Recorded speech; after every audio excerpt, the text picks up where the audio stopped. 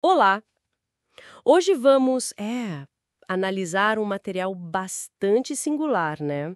Intitulado As Maldições em Israel. Ele propõe uma leitura bem específica das escrituras hebraicas. Exatamente. O ponto central é a ideia de uma aliança, sabe? Descrita lá em Levítico, Deuteronômio, entre os antigos israelitas e o Altíssimo. Uma aliança que previa bênçãos pela obediência, mas também... Maldições pela desobediência. Certo. Isso.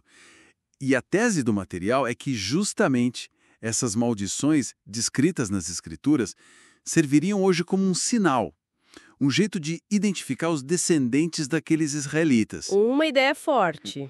E como eles chegam nisso? Qual o ponto de partida da análise? Bom, eles usam muito Isaías 5,13, que diz: Portanto, o meu povo será levado cativo por falta de entendimento. Então, a fonte liga diretamente a desobediência ao cativo. Ah, entendi. E a partir daí, a ideia é procurar um povo cuja história se encaixe nas maldições listadas? É isso? Precisamente. A análise busca identificar um grupo que corresponda a essas descrições, a essas maldições. E qual seria o perfil desse povo, segundo essa interpretação das Escrituras? Olha, o texto aponta para um grupo historicamente, subjugado, em uma posição social, política, econômica inferior, muitas vezes desprezado, oprimido, e a fonte afirma que essa descrição bate com a experiência histórica e até atual dos povos chamados de negros aqui no Ocidente, né? Cujos ancestrais foram trazidos à força nos navios negreiros. É aqui que a coisa fica bem específica, então. O texto começa a conectar maldições particulares a essa experiência. Por exemplo, Levítico 26:17. Sim, esse é um ponto-chave para eles. Sereis feridos diante de vossos inimigos, os que vos aborrecem, assim orar-se-ão de vós. E como a fonte interpreta isso na prática? Bom, eles correlacionam esse verso diretamente com a escravidão, claro, mas também com os linchamentos, com a falta de poder perante inimigos históricos e até contemporâneos. Tipo quem, por exemplo? O texto cita exemplos? Cita, menciona senhores de escravos, a Ku Klux Klan e até situações mais recentes de violência, tipo violência policial.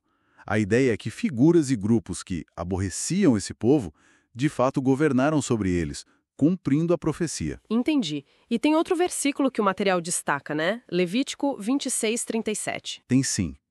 Cairão uns sobre os outros, sem ninguém os perseguir.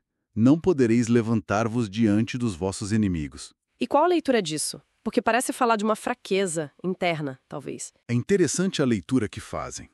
O texto contrasta isso com o sucesso militar, por exemplo, do Estado moderno de Israel, pós-1948, como um exemplo de um povo que conseguiu se levantar. Ah, faz um contraponto. Exato.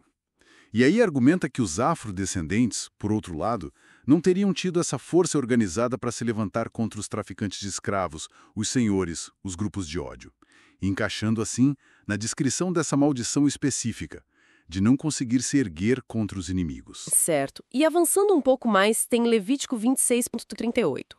Perecereis entre os gentios, e a terra dos vossos inimigos vos consumirá. Isso.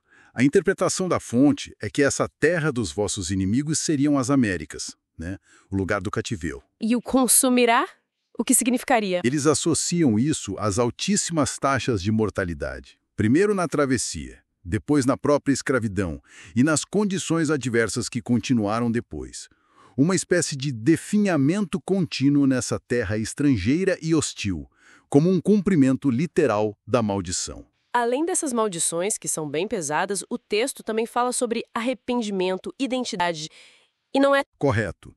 Ele pega Levítico 26, versos 40 a 42, que sugerem que a confissão dos pecados levaria Deus a se lembrar da aliança. E qual é a conexão disso com a identidade? A fonte argumenta que existe uma crise de identidade. Citam Isaías 1.3, Israel não tem conhecimento, o meu povo não entende. Essa falta de reconhecimento de quem seriam impediria a confissão e o arrependimento necessários. Quer dizer, a culpa não seria só externa, do opressor, mas também interna, pela desconexão com a própria identidade e aliança. Exatamente. Nessa visão, a continuidade do sofrimento estaria ligada também a essa falta de entendimento sobre si mesmos e sobre a aliança quebrada. Não é só culpa do homem branco, como dizem, mas uma consequência divina. Mas apesar desse quadro, assim, bastante sombrio, o texto termina com alguma nota de esperança. Termina assim. Cita os versos seguintes, Levítico 26, 44 e 45. Ali afirma que, apesar de tudo, o Altíssimo, eles usam o nome Yah, não teria rejeitado Israel completamente. Ah, bom. E que ele se lembraria da aliança feita lá atrás com os antepassados, Abraão, Isaque e Jacó.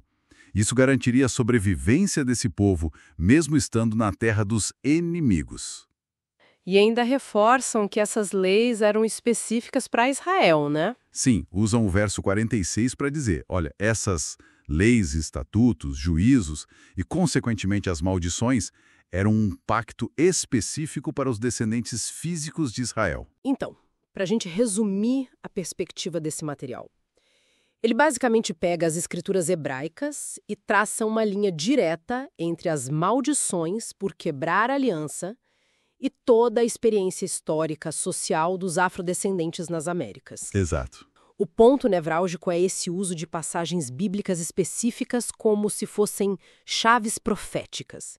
Chaves que não só explicariam o sofrimento, mas que também identificariam quem são os verdadeiros israelitas hoje.